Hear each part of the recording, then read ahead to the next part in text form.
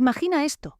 Tienes 20 años, llevas uniforme, has jurado defender una constitución que no elegiste, delante de todo un país que te mira como si te pertenecieran. Has aprendido a sonreír en el ángulo correcto, a estrechar manos con la inclinación exacta de cabeza que dicta el protocolo, a responder preguntas incómodas con frases tan perfectamente construidas que es imposible saber qué estás pensando realmente. Y en los salones privados del palacio, lejos de las cámaras, lejos de los discursos, lejos de todo lo que España cree que sabe sobre ti, hay conversaciones que nunca van a aparecer en ningún periódico. Conversaciones sobre quién se casará contigo. Conversaciones sobre qué corona necesita un aliado. Sobre qué apellido conviene.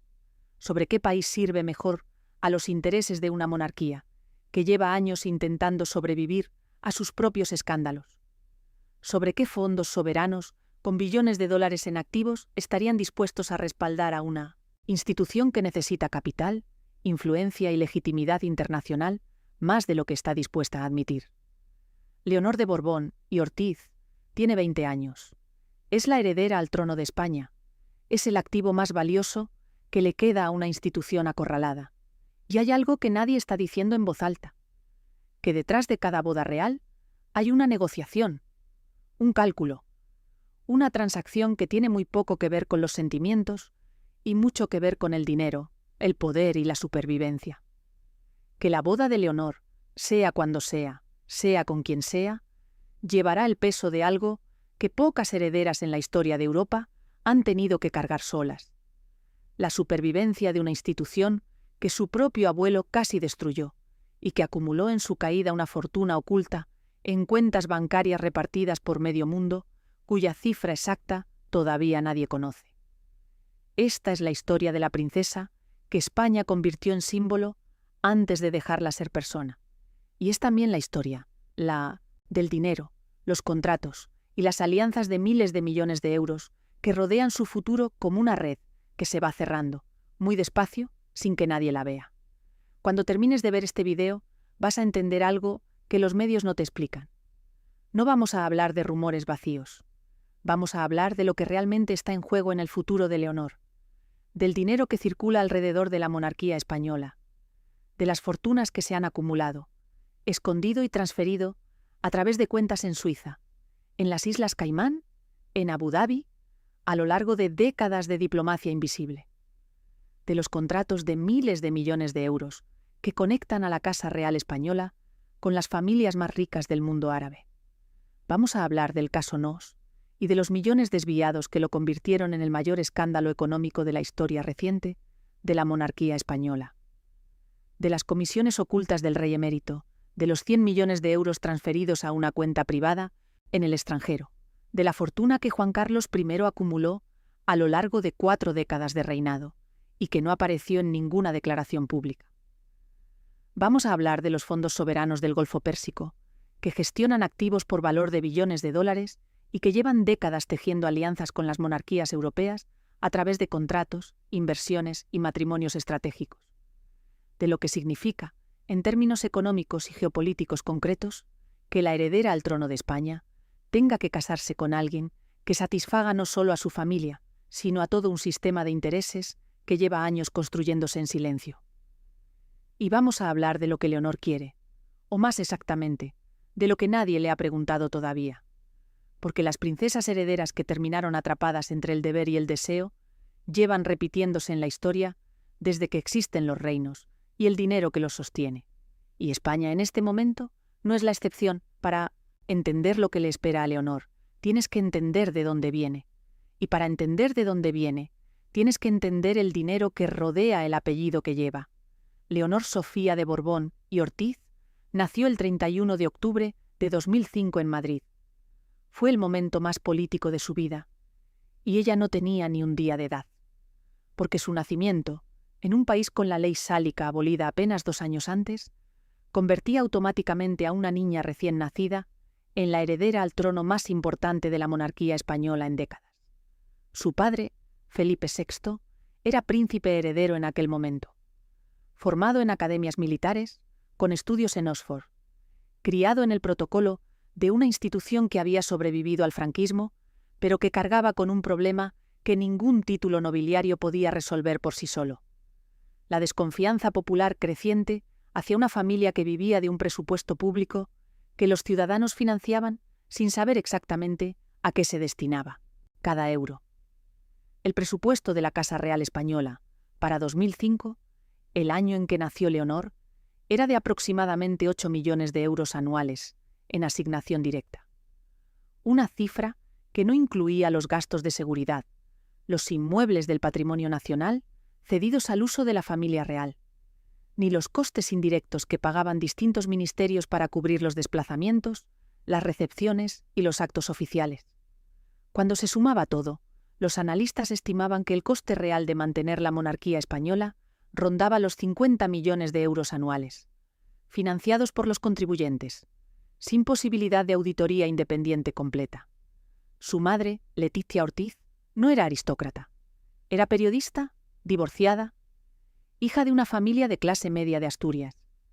Su llegada a la zarzuela fue el intento más visible de la monarquía española por modernizarse, por parecer humana, por conectar con una España que miraba a sus reyes con creciente frialdad y que cada vez se preguntaba más abiertamente por qué una familia tenía acceso a palacios, escoltas, aviones privados y un trato de Estado que ningún ciudadano podía ni imaginar. Funcionó durante un tiempo, pero entonces llegó el escándalo. En 2011 estalló el caso Noos. El yerno del rey, Juan Carlos I, Iñaki Urdangarín, fue acusado de desviar fondos públicos a través del Instituto Noos, una fundación sin ánimo de lucro que había recibido contratos de distintas administraciones autonómicas por valor de casi 6 millones de euros. El dinero, según la investigación judicial, terminó en cuentas privadas en el extranjero, en lugar de financiar los proyectos deportivos y sociales para los que supuestamente había sido concedido. Su esposa, la infanta Cristina, hermana de Felipe, fue imputada como cómplice de delitos fiscales. En 2017, después de años de proceso judicial que acaparó portadas en toda Europa, Urdangarín fue condenado a 6 años de prisión. La infanta fue absuelta, pero el daño a la imagen de la institución era irreparable. Y eso no fue todo. En 2020, el rey emérito Juan Carlos I abandonó España de manera discreta, casi silenciosa, en medio de investigaciones abiertas en Suiza, en el Reino Unido y en la propia Fiscalía Española sobre cuentas en el extranjero, comisiones millonarias vinculadas a contratos con Arabia Saudí y una fortuna privada acumulada durante décadas, cuya magnitud exacta todavía no se ha establecido con precisión. La cifra que trascendió con más detalle fue la de los 100 millones de euros. Esa fue la cantidad que, según las investigaciones, Juan Carlos I transfirió desde una fundación panameña, controlada por el rey saudí Abdullah bin Abdulaziz, a una cuenta en Suiza vinculada a Corinna Zuss-Sein-Wittgenstein, su amiga íntima durante años. La transferencia se realizó en 2012. La fundación había recibido esa cantidad supuestamente como reconocimiento por el papel de Juan Carlos en la consecución del contrato del AVE a la Meca, un proyecto valorado en más de 6.000 millones de euros, que un consorcio de empresas españolas ganó en 2011 frente a competidores de Francia, Alemania y China.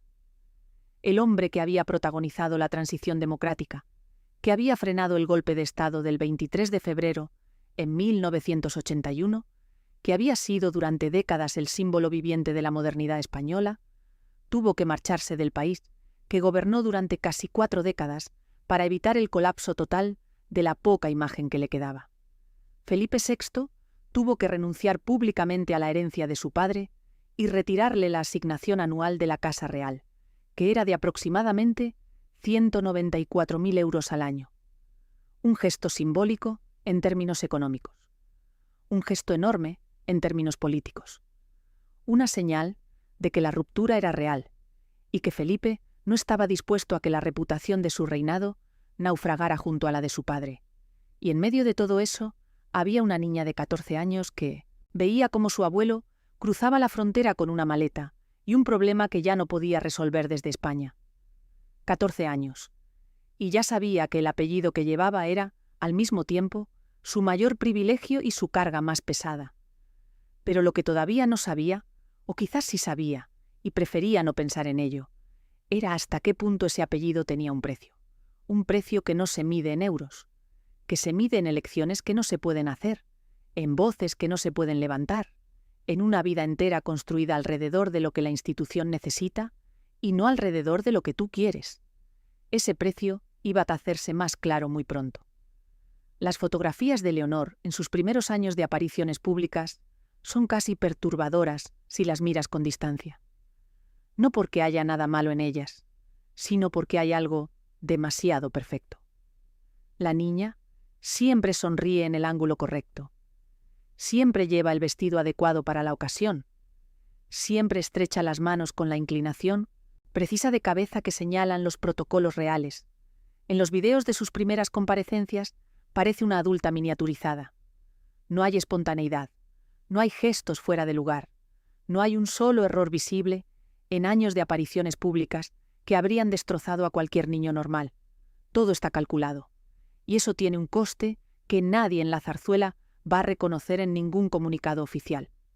Los psicólogos especializados en infancias bajo exposición pública constante han documentado repetidamente lo que ocurre cuando a un niño se le exige representar un papel institucional antes de que haya tenido la oportunidad de descubrir quién es. La presión de ser símbolo antes de ser persona deja una marca. No siempre visible desde fuera, pero siempre presente por dentro. Leonor creció en un entorno completamente blindado. Sus compañeras de colegio, en el Colegio Santa María de los Rosales, en Madrid, uno de los centros privados más exclusivos y más caros de la capital española, con cuotas mensuales que superan los 1.000 euros, firmaban compromisos de confidencialidad.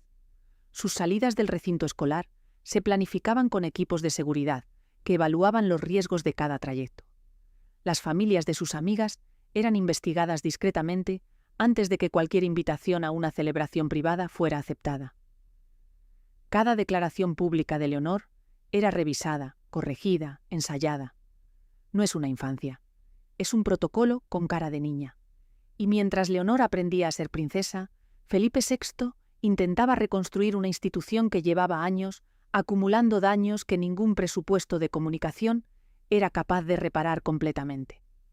El rey de España heredó la corona en junio de 2014 en uno de los peores momentos para la monarquía española desde la restauración borbónica, con una sociedad cada vez más escéptica, con el caso Noos, todavía en pleno desarrollo judicial, con debates en el Congreso sobre la transparencia de la Casa Real, con encuestas que mostraban que el apoyo a la monarquía había caído 20 puntos en menos de una década. Felipe respondió con una estrategia clara: austeridad visible, transparencia calculada, y Leonor, como activo central de la narrativa de renovación, publicó sus declaraciones de renta, las primeras en la historia de la Casa Real española, redujo el presupuesto oficial de la institución, apostó claramente por la imagen de una monarquía del siglo XXI que no tenía nada que ocultar, y apostó por Leonor, porque Leonor tenía algo que su abuelo había perdido irremediablemente y que su padre nunca había terminado de ganar del todo: la imagen de alguien que todavía no había cometido ninguno de los errores de los mayores, alguien que representaba un futuro limpio para una institución con un pasado complicado. Eso es frágil, extraordinariamente frágil, pero también es extraordinariamente valioso. Y en la historia de las monarquías, los activos frágiles son exactamente los que más cuidan, los que más protegen, los que más controlan y los que más se usan cuando llega el momento. Piensa en cómo funcionaban los matrimonios reales durante siglos. La lógica era tan brutal como simple. Una princesa era una moneda de cambio, un activo dinástico, una forma de sellar alianzas, de asegurar fronteras, de garantizar que el capital acumulado por una familia permaneciera dentro de un círculo de poder controlado en lugar de dispersarse hacia afuera. En el siglo XV, Catalina de Aragón fue enviada a Inglaterra por sus padres, los reyes católicos, para fortalecer la alianza con la corona inglesa de los Tudor. Tenía 16 años cuando llegó a Londres, como prometida, del príncipe Arturo.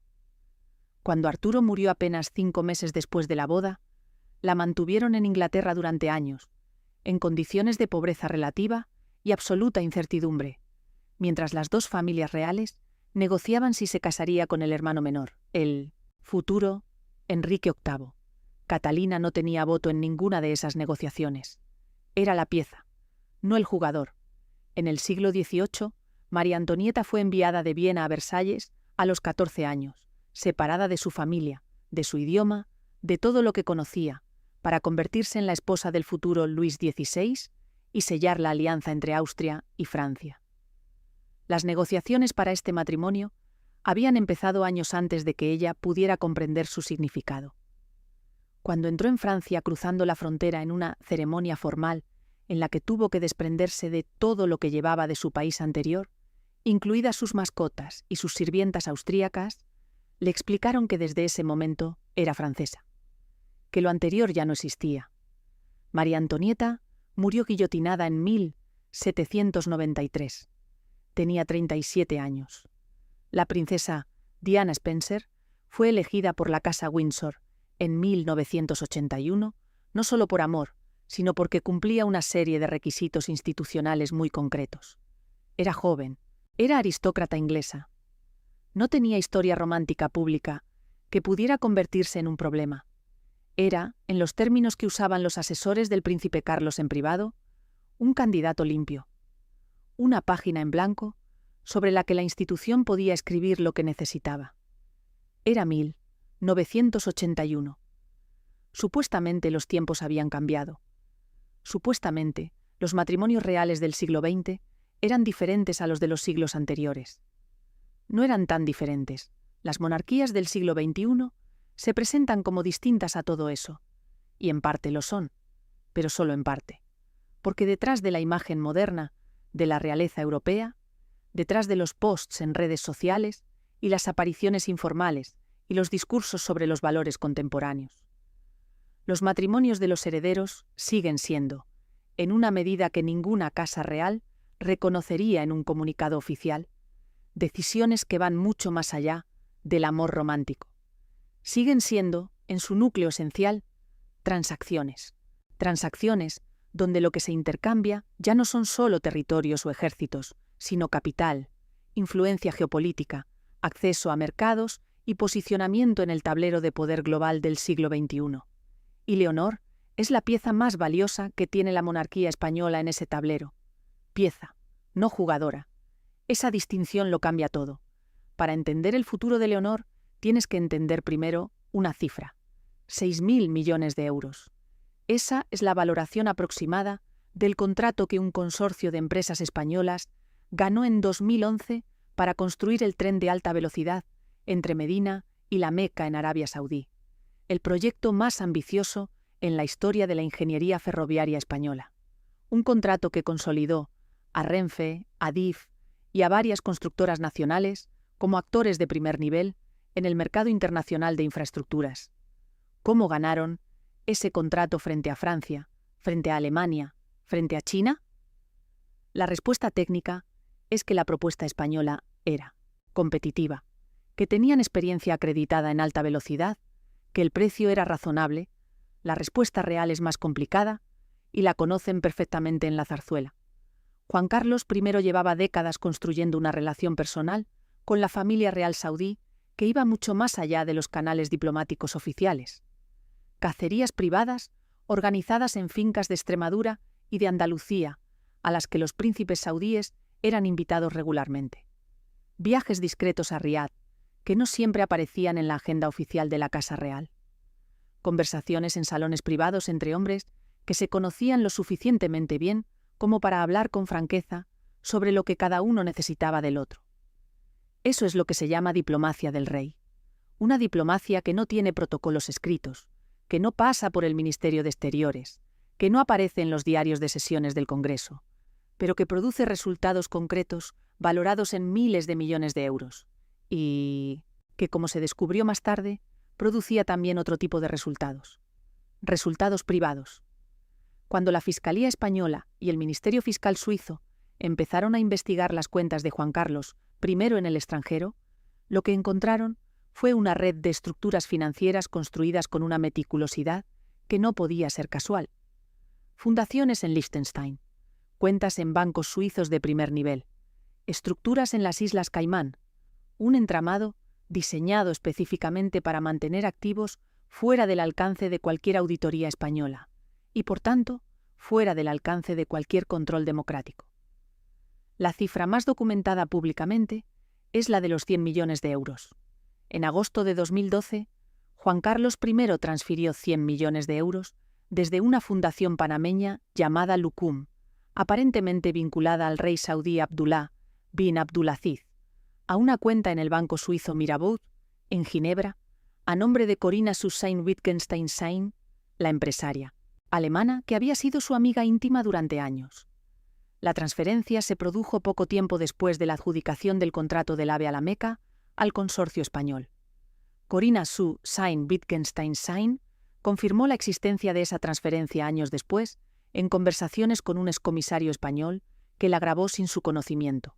En esas grabaciones, que trascendieron a la prensa internacional, Corinna describía la transferencia como un regalo y añadía algo que resulta revelador: que Juan Carlos le había explicado que ese dinero representaba su reconocimiento por el papel que ella misma había jugado en la consecución del contrato saudí. 100 millones de euros, como regalo.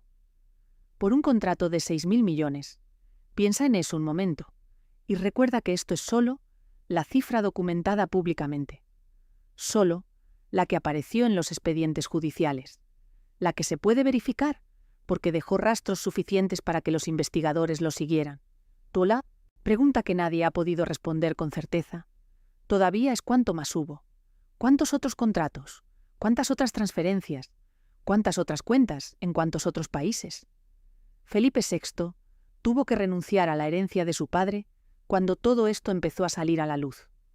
Fue una decisión inteligente, quizás inevitable, pero también fue la primera señal clara de que la monarquía española necesitaba una cirugía profunda para sobrevivir, no solo un cambio de imagen. Y esa cirugía tiene nombre y apellidos: Leonor, Sofía de Borbón y Ortiz. Hay algo que los economistas especializados en monarquías europeas señalan cuando se les pregunta por la sostenibilidad de la Casa Real Española a largo plazo. No es la asignación presupuestaria anual lo que determina la viabilidad de una monarquía en el siglo XXI. Es la red de relaciones financieras y económicas que la rodea. Las monarquías que han sobrevivido con más solidez a los cambios políticos del siglo XX y del siglo XXI son las que han sabido construir un ecosistema de intereses en el que su continuidad beneficia a actores económicos suficientemente poderosos como para defenderla cuando es atacada. La monarquía británica tiene ese ecosistema perfectamente construido. El Crown Estate, el conjunto de propiedades inmobiliarias de la corona, que incluye buena parte del centro de Londres y extensas propiedades rurales en todo el Reino Unido, generó unos ingresos de más de 300 millones de libras en 2022. Esos ingresos van al tesoro público, y la corona recibe a cambio el Sovereign Grant, una asignación que representa un porcentaje fijo de esos ingresos. En 2022 a 2023, esa asignación fue de aproximadamente 86 millones de libras. La monarquía británica es, en la práctica, un negocio rentable para el Estado, y eso la hace prácticamente imposible de eliminar sin que alguien pierda algo concreto y significativo. La monarquía española no tiene ese modelo. La monarquía española depende de una asignación presupuestaria directa que los ciudadanos pueden ver como un gasto y no como una inversión. No tiene activos propios generadores de ingresos comparables. No tiene un Crown Estate. No tiene un mecanismo que la haga económicamente indispensable de una manera verificable y transparente. Lo que tiene son relaciones construidas durante décadas con empresas, familias y gobiernos que se han beneficiado del acceso a la agenda del rey y que tienen, por tanto, un interés claro en que la institución sobreviva. Y en el siglo XXI, las relaciones más valiosas que tiene la monarquía española son las que mantiene con el mundo árabe, con las familias que controlan fondos soberanos que gestionan activos por valor de billones de dólares, con los Al Nahyan de Abu Dhabi, cuyo Abu Dhabi Investment Authority es el tercer mayor fondo soberano del mundo, con activos estimados en casi $1 billón, con los Al Saud de Arabia Saudí, cuyo Public Investment Fund gestiona activos por valor de más de 700.000 millones de dólares y tiene inversiones en empresas estratégicas de más de 30 países. Con las familias que controlan Qatar Investment Authority, con activos que superan los 350.000 millones de dólares y que incluyen participaciones en empresas tan relevantes como Volkswagen, Barclays, Credit Suisse y una parte significativa del sector inmobiliario premium de Londres y París. Estas familias no son solo socios comerciales de España. Son, en algunos casos, los únicos actores con el capital y la voluntad suficientes para apuntalar una institución europea que necesita, urgentemente, encontrar un modelo de financiación y de legitimidad que la lleve al siglo XXI sin perder el camino. Y una boda estratégica entre la heredera al trono español y un miembro de una de estas familias sería, en términos estrictamente financieros y geopolíticos, exactamente el tipo de operación que consolida esas relaciones de una manera que ningún contrato comercial puede igualar. Un contrato puede rescindirse. Un matrimonio no se rescinde tan fácilmente. En octubre de 2023, Leonor cumplió 18 años. El acto fue transmitido en directo por Televisión Nacional. Millones de españoles vieron a una joven con un traje oscuro y con postura impecable jurar lealtad a la Constitución ante el Congreso y el Senado, reunidos en sesión conjunta. Las cámaras buscaban su expresión en los momentos más solemnes. Los comentaristas describían cada gesto, cada pausa, cada microexpresión, con la precisión de quien intenta descifrar un mensaje cifrado. Nadie sabe realmente qué estaba pensando Leonor esa noche. Y ese es precisamente el problema, porque en todos estos años de cobertura mediática exhaustiva, de miles de fotografías publicadas en todos los medios de España y de media Europa, de decenas de actos oficiales cubiertos por equipos de periodistas especializados en realeza, de discursos preparados y revisados meticulosamente por el equipo de comunicación de la Zarzuela, hay algo que brilla por su ausencia absoluta. La voz de Leonor, la voz real, no la institucional, no la ensayada. La voz de lo que quiere, de lo que piensa, de lo que siente cuando se quita el uniforme y cierra la puerta de su habitación y no hay ninguna cámara mirando. Esa voz no existe públicamente. Y no es un accidente, es una decisión. En la primavera de 2023, Leonor inició su formación en la Academia General Militar de Zaragoza. La misma academia donde se formó su padre 3 décadas antes. Un lugar donde la disciplina no es una opción sino el aire que se respira. Donde los días empiezan antes del amanecer y donde la individualidad se trabaja sistemáticamente hasta que encaja en el molde que la institución necesita. La decisión de enviar a Leonor primero al ejército, antes de cualquier universidad civil, fue completamente deliberada. Un mensaje político perfectamente diseñado dirigido a una sociedad española que llevaba años mirando a la monarquía con escepticismo creciente. Un mensaje que decía, sin decirlo explícitamente, esta princesa no es una figura decorativa que vive de lujos a costa del contribuyente. Esta princesa trabaja. Esta princesa se gana el puesto. Funcionó. Las encuestas de apoyo a la institución monárquica mejoraron visiblemente en los meses posteriores al ingreso de Leonor en la academia. Las imágenes de la princesa, heredera con uniforme de cadete, sin maquillaje, con el pelo recogido bajo el gorro militar, respondiendo a las exigencias físicas e intelectuales de la instrucción al mismo nivel que sus compañeros, generaron exactamente el tipo de narrativa que la zarzuela necesitaba para contrarrestar el daño acumulado durante los años del caso Nos y el escándalo de Juan Carlos. Pero hay algo que las encuestas no miden. ¿Qué pasa dentro de la cabeza de una joven de 16, 17, 18 años que sabe, con una certeza que nadie le ha explicado directamente, pero que lleva toda su vida respirando en cada protocolo, en cada acto oficial, en cada mirada de los adultos que la rodean, que no tiene elección real sobre ninguna de las decisiones fundamentales de su vida?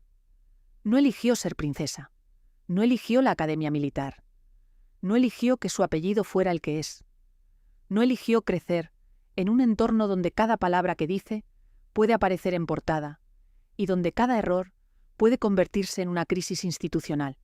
Y muy probablemente, cuando llegue el momento que todos en la zarzuela están esperando, Tampoco elegirá a su marido con la libertad que tendría cualquier mujer española de su generación. Esa última parte es la que nadie está dispuesto a decir en voz alta. Para entender la magnitud de la presión que vive Leonor, ayuda a mirar a las mujeres que tomaron ese camino antes que ella, y entender exactamente lo que les costó. La princesa Masako Owada no era una aristócrata sin formación ni criterio propio. Era diplomática de carrera. Había estudiado en Harvard y en Oxford. Hablaba inglés, francés y alemán con fluidez. Trabajaba en el Ministerio de Asuntos Exteriores japonés, en una carrera que prometía ser brillante. Era, en todos los sentidos relevantes, una mujer con el tipo de independencia intelectual y profesional que el siglo XX había hecho posible para las mujeres con talento y determinación. Y eligió, o le dejaron elegir, casarse con el príncipe heredero Naruhito en 1993. Le prometieron que podría seguir desarrollando su vida profesional, que la institución imperial japonesa, la más antigua del mundo en continuidad dinástica, evolucionaría para darle espacio, que las cosas serían diferentes. No fueron diferentes. La institución imperial japonesa le pidió una sola cosa que estaba por encima de todo lo demás: un heredero varón que asegurara la continuidad de la línea sucesoria. Masako tuvo una hija, la princesa Aiko, en 2001.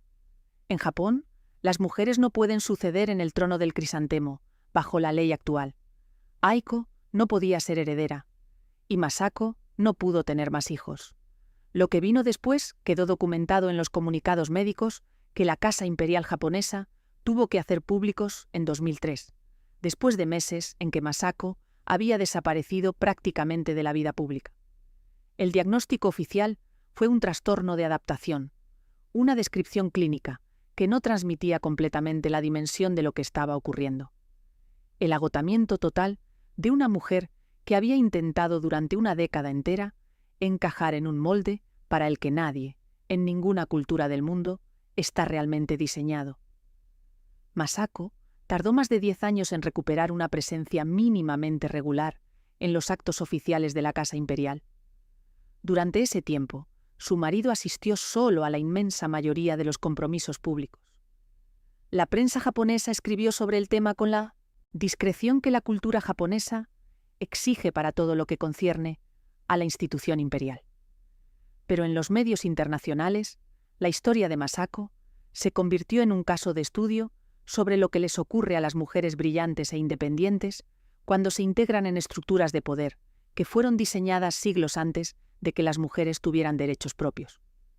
La princesa Diana Spencer tenía 19 años cuando se comprometió con el príncipe Carlos de Inglaterra. Tenía 20 cuando se casó con él, en la ceremonia más vista de la historia de la televisión hasta ese momento, con 750 millones de espectadores en todo el mundo. Aguantó 16 años. En noviembre de 1995, en la entrevista con Martin Bashir en la BBC, que sacudió a la monarquía británica desde sus cimientos, dijo algo que quedó grabado en la memoria de todos los que la escucharon. Hay 3 personas en este matrimonio, así que está un poco abarrotado. Fue el momento en que el símbolo habló como persona, y fue el principio del fin de un matrimonio que la institución había construido para durar. Diana murió en un accidente de tráfico en París, en agosto de 1997. Tenía 36 años. Estas historias tienen un denominador común que es imposible ignorar cuando piensas en Leonor. Las princesas que se salen del guión pagan un precio. Y Leonor lo sabe, lo ha visto, lo ha estudiado. Lleva toda su vida aprendiendo, de la manera más directa posible, lo que les ocurre a las mujeres de la realeza, que deciden ser primero personas y después instituciones. La pregunta es, ¿qué va a hacer con ese conocimiento cuando llegue el momento de usarlo? Y ese momento se acerca mucho más rápido de lo que España está preparada para reconocer. En los círculos de la diplomacia europea hay un término que se usa con discreción creciente para describir cierto tipo de relaciones entre las monarquías históricas del continente y las familias reales del Golfo Pérsico. Lo llaman arquitectura de influencia. No es una alianza en el sentido clásico. No hay tratados firmados. No hay documentos que puedan aparecer en los archivos históricos dentro de 50 años. y revelar qué se acordó exactamente y entre quiénes. Es algo más orgánico, más difícil de señalar, más fácil de negar. Es la construcción sistemática, a lo largo de años o décadas, de un ecosistema de relaciones personales, económicas y culturales, en el que dos familias de países distintos se conocen tan bien, comparten tantos intereses y tienen tanto que perder si la relación se rompe, que sus destinos acaban entrelazándose de maneras que van mucho más allá de cualquier acuerdo formal. Y la monarquía española lleva décadas construyendo exactamente ese tipo de arquitectura con las familias reales del Golfo. Los datos son públicos. En mayo de 2015, solo un año después de su coronación, Felipe VI realizó su primera visita oficial al Golfo. La gira incluyó paradas en los Emiratos Árabes Unidos, en Arabia Saudí, en Kuwait y en Qatar. En cada uno de esos países, las reuniones con los líderes locales incluyeron no solo conversaciones diplomáticas formales, sino cenas privadas, actos culturales y momentos de interacción personal diseñados específicamente para construir ese tipo de relación que no aparece en los comunicados oficiales, pero que determina quién llama a quién cuando hay algo importante que decidir. En los Emiratos, Felipe se reunió con el entonces príncipe heredero Mohammed bin Zayed Al Nahyan, que hoy es el presidente del país.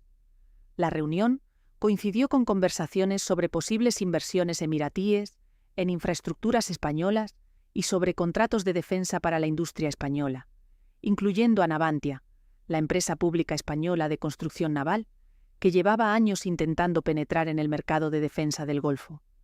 En Arabia Saudí, la visita incluyó una reunión con el rey Salmán y con el entonces joven príncipe heredero Mohammed bin Salman, conocido internacionalmente como MBS, que en ese momento llevaba solo unos meses en el cargo de segundo en la línea sucesoria saudí y que en 2017 sería nombrado primer heredero al trono, consolidándose como el hombre más poderoso de Arabia Saudí y uno de los más influyentes del mundo árabe. En Qatar, las conversaciones giraron alrededor de la posible participación del Qatar Investment Authority, el fondo soberano qatarí, en proyectos de inversión en España. Ninguna de estas reuniones se tradujo de forma inmediata en contratos firmados o inversiones anunciadas. Así no funciona la arquitectura de influencia. La arquitectura de influencia funciona de forma lenta, acumulativa, invisible. Cada reunión es una piedra, cada cena privada es otra, cada visita posterior añade una capa más a una estructura que solo se hace visible cuando ya está completamente construida. Y en 2016, un año después de esa primera gira de Felipe, empezaron a aparecer los resultados concretos. Navantia anunció un contrato con Arabia Saudí para la construcción de 5 corbetas militares valorado en aproximadamente 2.000 millones de euros. Fue el mayor contrato de exportación de defensa en la historia de la empresa española hasta ese momento. Las corbetas iban a ser utilizadas por la Marina saudí en el contexto del conflicto del Yemen, lo que generó una polémica política considerable en España, pero que no impidió que el contrato se ejecutara. En 2017, el mismo año en que Urdangarín era condenado a prisión y el caso Noos alcanzaba su punto de mayor impacto sobre la imagen de la Casa Real, España aprobó la venta de 500 bombas de aviación a Arabia Saudí. El valor de esa operación era de aproximadamente 9,5 millones de euros, pequeño en términos relativos, enorme en términos simbólicos, porque demostraba que los vínculos económicos y de defensa entre España y Arabia Saudí eran suficientemente sólidos como para resistir incluso la presión política interna. ¿Y dónde estaba Leonor en todo esto? Creciendo, aprendiendo, siendo preparada cuidadosamente y desde todos los ángulos posibles para el momento en que todos esos hilos que se han ido tejiendo durante años converjan en ella. En los medios especializados en realeza y diplomacia internacional, el nombre de Leonor ha empezado a aparecer en los últimos 3 o 4 años en un tipo de artículos muy específico. No son artículos sobre sus actividades oficiales ni sobre su formación militar. Son artículos sobre su perfil matrimonial, sobre qué características tendría el candidato ideal desde el punto de vista de los intereses de la Casa Real Española. Sobre qué tipo de alianza nupcial serviría mejor a los objetivos estratégicos de Felipe VI para la monarquía. Sobre qué familias, tanto europeas como de otras regiones del mundo, han estado construyendo relaciones de suficiente profundidad con la zarzuela como para que sus hijos en edad apropiada formen parte de la lista de candidatos potenciales que los asesores de Felipe manejan en privado. Esa lista no es pública, no puede serlo. Publicarla equivaldría a confirmar exactamente lo que la monarquía intenta negar: que el matrimonio de Leonor no va a ser solo una decisión personal de una mujer enamorada, sino una decisión institucional disfrazada de historia de amor. Pero hay indicios. En los circuitos sociales de la élite europea, en los que Leonor empieza a aparecer desde que cumplió 18 años, el tipo de eventos a los que es invitada y el tipo de familias con las que coincide en esos eventos no es aleatorio. Es cuidadosamente seleccionado por el protocolo de la zarzuela. Y en algunos de esos eventos, entre los jóvenes de familias poderosas que comparten espacio con la princesa española, hay nombres que vienen del Golfo Pérsico.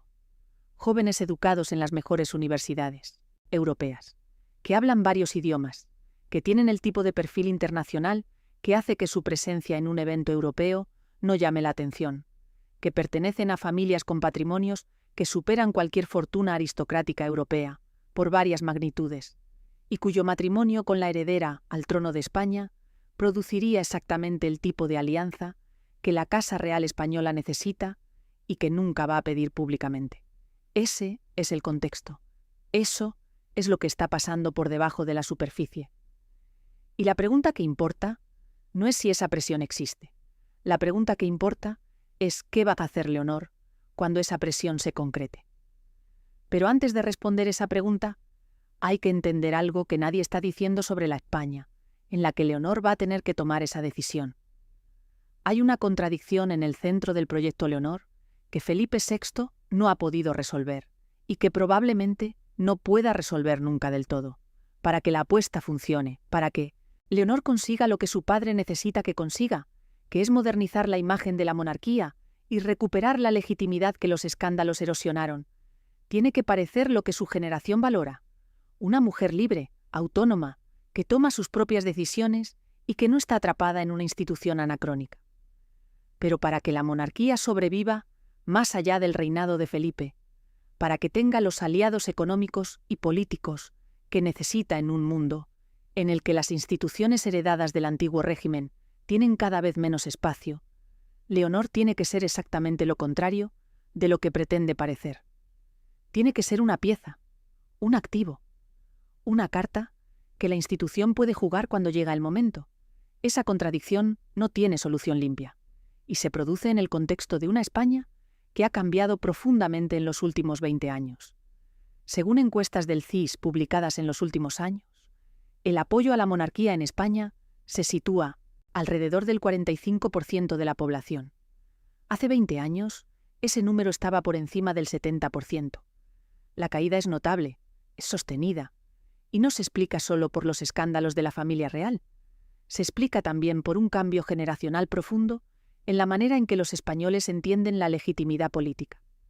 Una generación que creció con Internet, con acceso a información que sus padres no tenían, con la capacidad de comparar y cuestionar las instituciones de una manera que las generaciones anteriores no podían o no querían hacer, ha llegado a la conclusión de que la monarquía hereditaria no encaja de manera obvia con los valores de una democracia del siglo XXI. ¿Por qué la jefatura del Estado debe ser hereditaria y no electiva? ¿Por qué una familia tiene derecho a ocupar ese cargo simplemente por el accidente de nacimiento?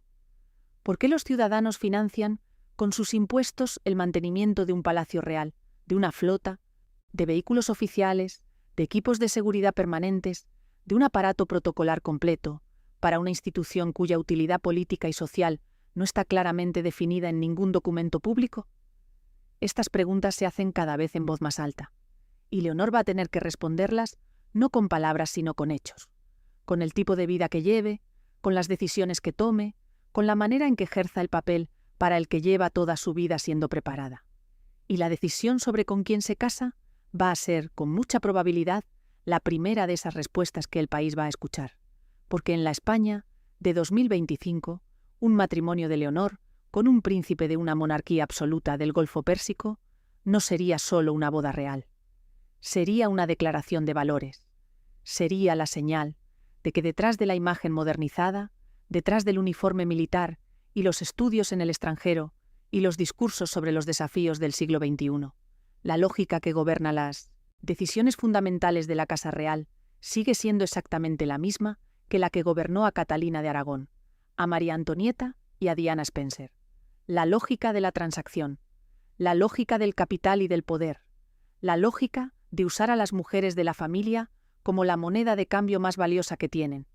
Y en una España, donde el 45% de la población ya no apoya a la monarquía, esa señal podría ser el punto de no retorno. El Palacio lo sabe, por eso trabaja en silencio, por eso la negociación, si existe, tiene que ser completamente invisible. Por eso Leonor tiene que elegir, aparentemente, por amor. Las monarquías que han sobrevivido al siglo XXI son las que han aprendido a todo hacer lo imposible, parecer modernas sin dejar de ser monárquicas. Los Windsor lo intentaron con Diana. Toda la arquitectura narrativa del matrimonio de Carlos y Diana fue construida alrededor de la idea de una historia de amor real, una aristocrática inglesa joven y bella que enamoraba al heredero al trono británico. Un cuento de hadas en directo, transmitido a 750 millones de espectadores en todo el mundo. El vestido de Diana, diseñado por David y Elizabeth Emanuel. La Catedral de San Pablo, llena de dignatarios internacionales. Una ceremonia que fue, en todos los sentidos, el espectáculo más elaborado y más caro que la Casa Windsor había producido en décadas. Y luego, fue un desastre completo. Un desastre que costó a la corona británica mucho más que los millones de libras que había costado la boda.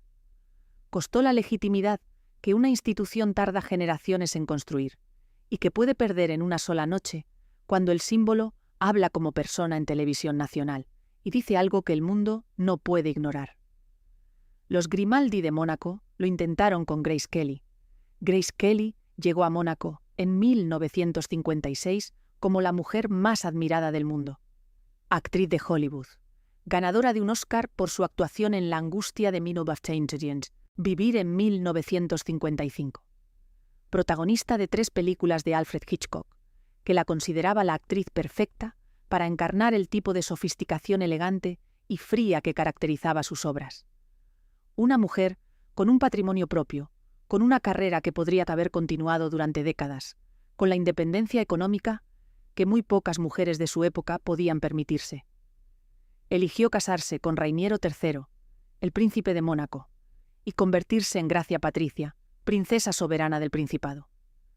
La fortuna del Principado de Mónaco, aunque pequeño en territorio, era y sigue siendo considerablemente superior a lo que la pequeña nación mediterránea podría sugerir. El Casino de Montecarlo, inaugurado en 1863, había generado durante décadas una riqueza que permitió a la familia Grimaldi mantener una independencia política y económica notable frente a sus vecinos mucho más grandes. Cuando Grace Kelly llegó a Mónaco, la fortuna de la familia Grimaldi se estimaba en decenas de millones de dólares, y el Principado funcionaba como un refugio fiscal europeo que atraía a millonarios de todo el continente. Pero toda esa riqueza no pudo comprarle a Grace Kelly la única cosa que empezó a echar de menos casi desde el primer momento: la libertad de ser ella misma. El palacio le pedía que fuera un símbolo. Le pedía que representara la elegancia y la sofisticación que Mónaco quería proyectar al mundo. Le pedía que sonriera en las fotos correctas, que dijera las palabras adecuadas, que se convirtiera en la encarnación viviente de un tipo de glamour aristocrático que resultaba útil para el turismo, para las relaciones internacionales, para la imagen del Principado. Y Grace Kelly lo hizo, durante décadas. Pero en privado, según testimonios de amigas íntimas que hablaron años después de su muerte, echaba de menos actuar. Echaba de menos Los Ángeles. Echaba de menos el tipo de vida que había tenido antes de que el apellido Grimaldi lo cambiara todo. Grace Kelly murió en un accidente de tráfico en las curvas de la Corniche el 13 de septiembre de 1982. tenía 52 años. Su hija Carolina lleva 4 décadas siendo simultáneamente la hija de Grace Kelly y una persona con su propia historia, sus propios amores, sus propias tragedias. Y las dos cosas en permanente conflicto. Leonor va a heredar exactamente ese conflicto. La tensión entre ser Leonor y ser la reina de España, entre la mujer y el símbolo, entre la persona y la institución. Y la historia de todas las princesas que tuvieron que vivir con esa tensión dice algo muy claro sobre cómo suele terminar. Aquí está lo que hace que esta historia sea más importante de lo que parece. Hay algo que la zarzuela ya sabe y que nunca va a decir en ningún comunicado oficial. El modelo de monarquía que Felipe VI ha intentado construir alrededor de Leonor necesita, para ser viable a largo plazo, algo que ninguna estrategia de imagen puede proporcionar por sí sola. Necesita dinero.